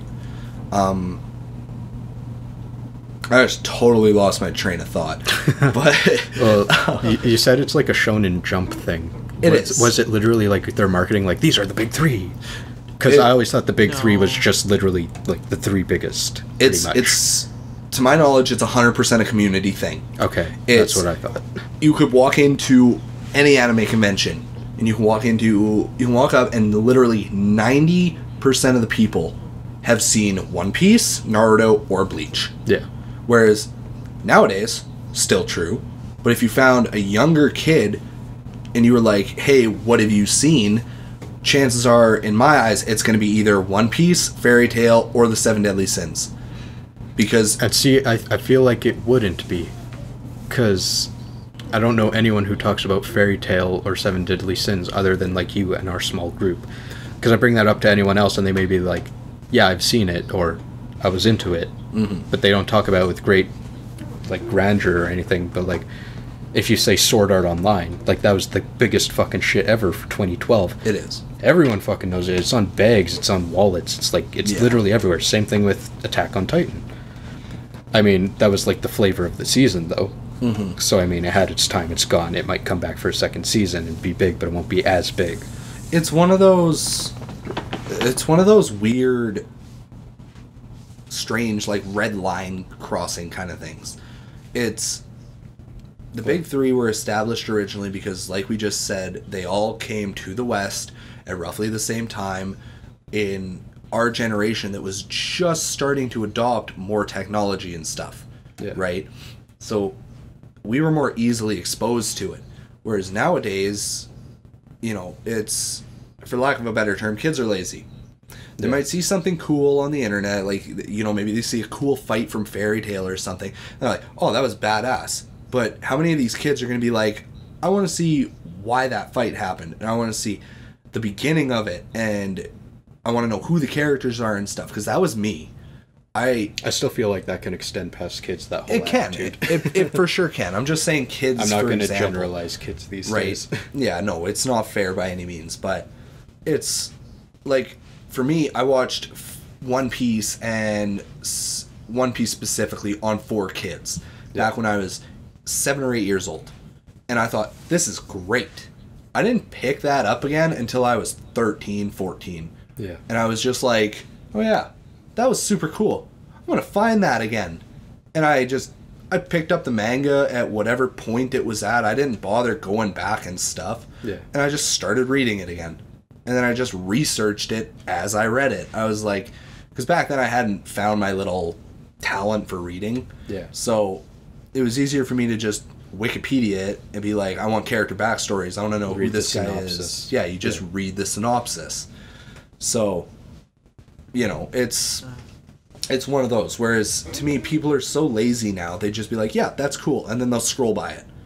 You know, it's the same with, you know, maybe they watch the 7 Deadly Sins on Netflix. They're not going to go and find the manga. They're not going to go and try to find more about it. They're going to be like, oh no, season's over. Yeah, well, whatever. I think if someone's genuinely interested in something, they will make the efforts to find more of it. But if someone's just like, hey, what's on Netflix for anime? I feel like watching something where I actually have to read it. And it's like, oh, 7 Deadly Sins, they'll watch it, they'll be fine with it. But at the, like, they're not looking for something to like dig their teeth into. They're just looking for something to be there. And again, our one friend he's a good example. He loves this stuff, and he likes Fairy Tail, he likes the 7 Deadly Sins and stuff, but he'll watch it and then he'll be like, oh, it's so good. I'll be like, oh well, dude, read it, catch up. And he won't. No. Well, I have friends that hate reading. If it's more than like 2 words, they won't touch it. I had a friend who's like was kind of like that, except your one friend you've already mentioned, as in like, and he didn't ever expand past one anime. You want to know what that one anime was? Pokemon? Ghost in the Shell. The dude literally didn't read it. He played the games. He watched the show and all that and everything animated to do with it, and then he never touched anime again. Okay, it's really interesting to me because I had a friend who got into Ghost in the Shell standalone complex. And I was a huge fan of Ghost in the Shell, and I mean, I still am. But I'm a fan of the original. Like, the movie. Before there was series, before there was a Rise, before any of this other stuff. Like, just the movie and the manga adaptions. Manga first, never mind. But, like... Yeah. So I'd always be like, oh, Ghost in the Shell, it's so cool, blah, blah, blah. And then eventually he was like, oh, Ghost in the Shell, it's so cool. And I'm like, yes! And then he, like, holds up his manga and it's standalone complex. And I'm like, no! So I'm more than positive he still hasn't seen the original. Yeah. Now, question: what's your beef with And he probably Standalone won't. Complex? I don't have a beef with it. I just haven't seen it. You buy? Because it's like, what is it? What is it? Is it like the sequel? I don't know. Not really. Well, there is actually a sequel. It's called Innocence. Ghost Okay. in the Shell Innocence. I know nothing. I about always Ghost feel in like the it's Shell. its I can't get own into little. it. It's like an OVA. It's like kind of its own little side shoot spin-off story. Yeah. Okay. Well, I guess it would be a spin-off story that ended up being like 4 seasons. Plus a rise. Yeah. Plus Yeah. multiple movies. And video games. But you And know, video spin-offs. Yeah. But like, as far as the original goes, he got into Standalone Complex, but he won't look outside of it to see where it originally came from or anything. And I'm sure he'll probably go to the theater and see the movie, and that'll be, as far as he knows, his knowledge of the original. And none of us really know if it's going to be like a 1-for-1 adaptation or anything. And it's one of those things too. Is he'll see the movie, and I guarantee he's gonna walk out of it and be like, "Well, that was dumb." He'll be like, meh. Yeah. Yeah. Because it won't be Standalone Complex. It'll be the actual story that Standalone Complex came Built off from. of. Yeah. So, Standalone Complex isn't bad though. It's good. Well, I try and stay absolutely 100% spoiler free on pretty much everything, which is why I don't know much or anything about Standalone Complex. But what I do know is it's like highly acclaimed and that everyone thinks it's wonderful. So I'm sure if I go watch it and it's based off of something I already love and everyone else loves it, it's probably not going to be that bad. No. It's probably going to be pretty good. Now, slightly get back on track. You guys were asking me about my animes a long while back, and we were talking about Rosario Vampire. Can I tell you something funny? Do you want to know what got me into that? Oh, please. Boobs. Babes. No. You guys ever heard of a manga and anime called Chibi Vampire? Yeah. I love that growing up, and That's really strange that you found that first. yeah, and I ended up was looking for something similar, and I came across Rosario and Vampire, and I ended up loving it. But like, it was literally that vampire girl. Let's watch this. Yeah, that happens a lot. Like, clear just line across. I'm gonna point out the bridge is built. Chibi when I found it. Yeah. When I originally found it, everything that was out manga and anime wise, I finished in 2 days. Oh yeah. It's one of those things. Of course, you're always going to transition from one thing to another if it's similar. Like, if you go from, let's say somebody watched, I can never pronounce this, Rosario. Rurouni Kenshin back in the 90s, or Inuyasha or something, they're immediately going to be drawn more towards Bleach. Because swords, superpowers. Yeah. Kenshin, not so much. He was just standard badass with a katana. But I mean, that's even like a straight line within genres, pretty much. Mm-hmm. Shonen to shonen. Yeah, right. Whereas it would be much more difficult to get someone who loved Macross into like Lucky Star. Right. Well, and it's... yeah. And I had that issue for a long time. It's like I loved One Piece, I loved Naruto, I loved Bleach. Everything else was kind of weird. And then, your interest is divvy. Like, I read a sports manga, and I was like, that was pretty good. And then I looked at a different sports manga, and then I looked at a different sports manga. And then I was looking for more sports manga because I enjoyed them, and I found one, and it turned out to actually be a slice of life romance manga. Not a friggin' tennis manga like I thought it was going to be. So from there, I ended up reading a romance manga, which was, really good. And there you go. And your genres become more varied because it's one of those things. It's like, if all I've read are shonen battle mangas, then everything else is going to look kind of boring, not fun, weird, etc. Yeah. Whereas once you've gone from shonen to sports and then you've suddenly read a romance manga, you're a lot more open-minded. Yeah, most people, they do go from speaks genre to people's genre. character too. Mm-hmm. Yeah. Like, some people are just more open-minded to begin with, even if it's a learned like, thing. For me, getting into anime and manga, I didn't stick to a genre at first. The first thing that ever got me into anime was actually Neon Genesis Evangelion, the first episode. Yeah. And from there, I love the art style, I think, more than I love the story, but I think I really like the art style. So after that, I was kind of looking for anything that was in a similar art style. So I had everything from like romances to action to horror manga and anime after that. So I didn't stick to a genre, just more of the art style. Yeah, so I was kind of a little varied. Art style is a thing with me too. When Attack on Titan first got big, I was like, I'm gonna read it. I'm gonna read it, catch up. I'm gonna know more than everybody. Screw 'em. Couldn't get through the first chapter because the art style was so messed up compared to like work on your line art, man. Yeah, or reduce it, I guess. just compared to like One Piece and Naruto and stuff, because it's like you go back and you read the first chapters and they look messed up in comparison. Yeah. As opposed to once they get 400 chapters in and they've cemented their art style, how they want their characters to look. And that transition. Not to mention like the artist's art improvement. Exactly. Yeah. And it's also a good example of art styles is, I don't know if you guys have ever heard of or read or watched Rave Master. Not really. Jukebox has? Yeah. All right. It's done by the same person that does Fairy Tail now. And if you put those two side by side, all the characters look the same. The two main heroines, Ellie and Lucy, look the same. The two main protagonists, Haru and Natsu, exact same. Musica and Gray, same damn people. Exact same people. But that's just it. You finish one manga and you're like, I'm gonna do another one. Like, what are all your ideas coming from? Your other manga. Yeah. Like, that's why I was really surprised when I think it was Full Metal Alchemist finished and the author did Silver Spoon, which is like all about becoming a veterinarian, and he's in like animal university and stuff, and it's like they're all farmers high school.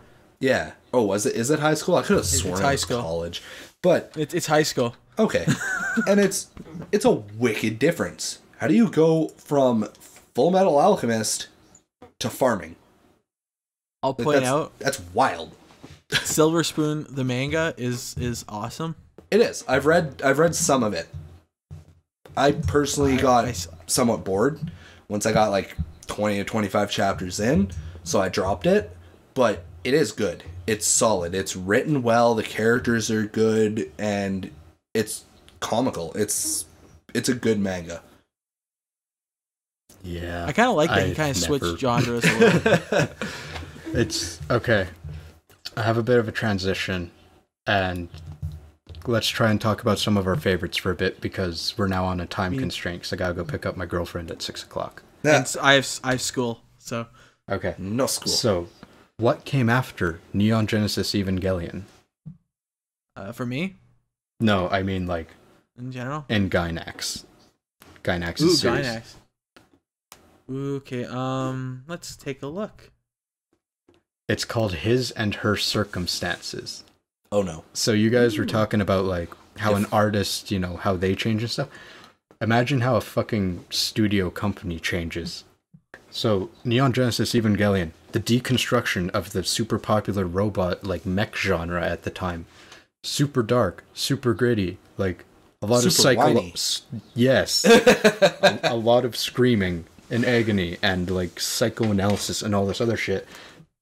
What comes next is like some moe blob slice of life rom-com. His and Her Circumstances. Too much pink. Do you know what I think of every time I hear the word moe come out of your mouth? I'm gonna crash. Oh my god, fucking Nishijo.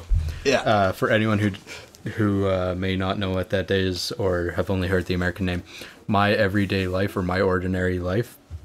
Super cute. It's slice of life. It was based off 4-Koma, which is like 4 comic panel like comic strips. It's pretty much like the equivalent of what you get in a Sunday newspaper, but Japanese.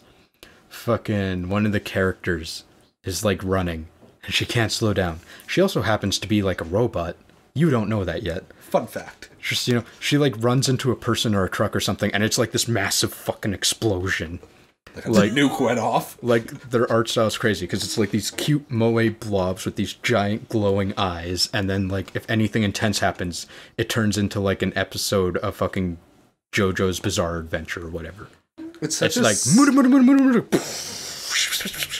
It's such a messed up scene, too, because she's like, I'm running too fast and I can't slow down, and she's running so slow. Yeah, and it's one of those really, like, stereotypically girly runs, arms flailing just out at the sides. But, off the point is that's what I think of when I hear you say moe. I'm like, heh, yeah. It fits. So. But yeah, so, I mean, that I was just exemplifying how a change in, like, a company could kind of be like how a change an artist has between mangas and stuff. But what actually came after Neon Genesis, that's within my top 5, is Fooly Cooly. Never watched it. Well, that's a good series. Yeah. It's a 6-episode long OVA. And I just finished watching it 2 weeks ago. Really? Yeah. So it's fresh in your mind and you know how fucked up it is. Yeah. Yeah, and that was a big thing between Gainax and Production IG, because Production IG is like, we have all this new technology and new ways to animate things. What do we do with it? And then Gainax comes along and is like, hey, we got something really weird for you. And Production IG is just like, hand us money. And Gainax is like, well, we just released our new cash cow, the Evangelion rebuild. Here's some money. And speaking of that, they had such a huge budget. Doing the manga scenes in the anime was a little weird. Yeah, well, actually, that was one of the big, really impressive things that they did. And like when I watched the director commentary and stuff, they were like, "Oh, this was so great! This was so great!" And then there's like, "You did that twice, didn't you?" And they're like, "Yeah, we made a joke about it." And they like broke the fourth wall. Like, they started doing the manga thing, and they're like, no, we're not doing this again. She, like, shoved it all the way off screen. Manga thing? What manga thing? It costs too much. Yeah, it costs too much. Oh, well. But no, Fooly Cooly's, like, my jam. It's funny, because she has a guitar. Yeah, it's a Rickenbacker bass. I think there's a slight theme there for you, Jukebox. You have Fooly Cooly with a guitar, and then you have Beck.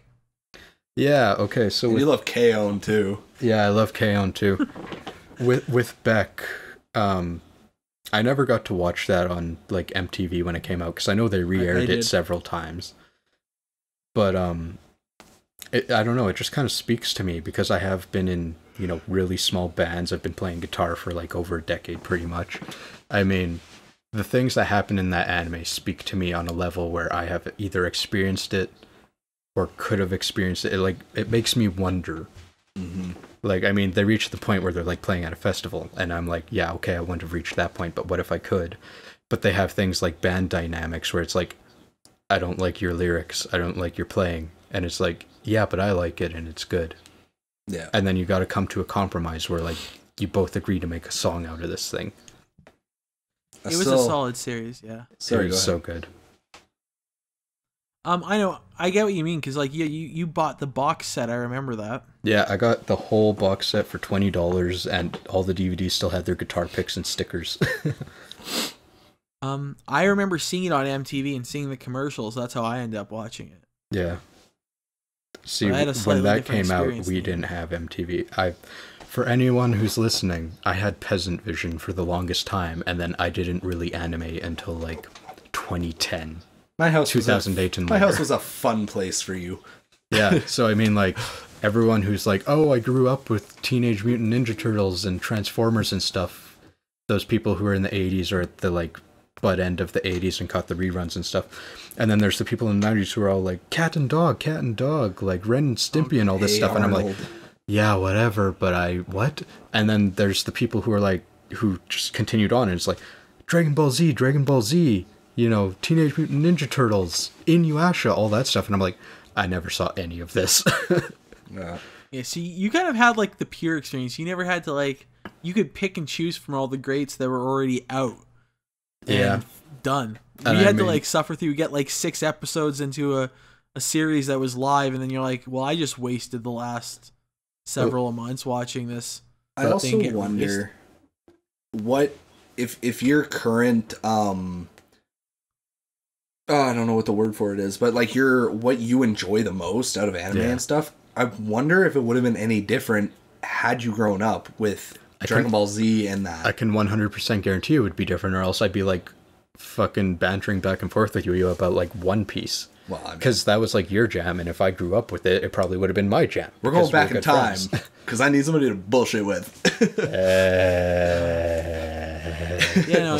Even when I talk to you, some of the stuff, because like you didn't grow up with it, and like Dragon Ball Z, you didn't grow up with a whole bunch of TV shows you didn't grow up with. Yeah, and I mean, that's not. And for me, it's even weirder because I'm older than you, so there's a generational gap a little bit too. Yeah, because you were born in like what, 89? 90. But 90. Okay, I mean, close enough, but like it's a 4-year difference. So that's a 4-year difference. But if you remember that I was born near the end of the year, it's like 5 years. So but I mean, that is a massive difference. So you keep asking me like, "Hey, do you remember when?" And I'm sitting there like, I wasn't alive. I'm like, oh yeah, I was in the womb. Yeah, like the last time you said that, you were like, "Hey, remember when Red Hot Chili Peppers was on the radio and you were like talking about Under the Bridge or something that was off of Blood Sugar Sex Magic?" And I'm like, that came out in 91. And even you said that you were like a really tiny kid at like the local pool and it would be on the radio. Yeah, I wasn't even a That's how I fell in love with Red Hot. Yeah, I don't know. It's just one of those things. It's all a matter of environment, right? Yeah. It's like when I grew up, two of my best friends, they had, they were growing up and it was all sports with them, and I was like, well, I love cartoons. I love Saturday morning cartoons. I love like Transformers and Dragon Ball Z and all this, and they just thought it was the dumbest thing ever. Of course. Because they didn't grow up with it. Had they grown up and that's what their whole family did all the time, and it was like, we're watching Saturday morning cartoons, this and that, it would have been a lot different. And it also would have been different had I not grown up with those cartoons, because then I probably would have went and played baseball and football and done all that with them, and I would have been a friggin' dickhead jock in high school instead of a friggin' badass. I mean, I'm just saying. But would have been a badass either way. Yeah. And then I met, and I was like, life will be good now. Yeah, he was like the second person I ever talked to when we moved to this city. I choked on my Jello. Yes. I was so amazing. No. Now I have a question for you guys while we're on. Anyways, talking about so here. are we wrapping this podcast up for the day then, I guess? Well, let's let him ask his question first. Okay. Have any of you seen or watched Monster Princess or Princess Resurrection? No. I looked up the Wikipedia thing once you said that, because I'm like, that's a really odd thing that I've never heard you talk about. I'm gonna Discord that so you can watch the end. I feel like it promotes an understanding of the anime just by watching the outro. Okay, let's try this real quick. I'm gonna mute it though. Can I live with it muted? No. Yeah, but the music's pretty good though. Okay, well, I need to be able to hear you while I watch this. And I actually really enjoyed this one and the humor, but I also like stuff like History's Strongest Disciple. So this whole like the guy being the lesser character, but still being the main character. You know what I mean? Yeah. I always really like those kind of stories. He's kind of their bitch. Yeah, I can tell. And I don't know why I like stories like where the guy's a bit of the bitch. It's because you're into that, obviously. I could probably get into it. Maybe. There's like this really weird kind of middle ground once they started doing digital animation rather than hand-drawn cells and stuff, where like people didn't know what a gradient was or how to shadow with anything other than black, and like people's faces were like one fucking color. So at that point I have a really hard time watching those. Like Cowboy Bebop, all hand drawn, fucking beautiful, still holds up today. This thing borderline. They don't shade with black. I'll point that out this series. I'm watching something where they're shading with black. Literally at the end. Oh, Princess Resurrection. That's because like most of the scene is black though. Yeah. Anyways. Kind of hard to shade without a black scene without using black. That was my phone. Yeah, that. So. But we'll end today, I guess, because we've been going on. That was a good long conversation. Thank you for watching our podcast. If you liked it, hit the like button. If you'd like to see more, hit the subscribe button. Be sure to follow us on our social media, and we will see you next week.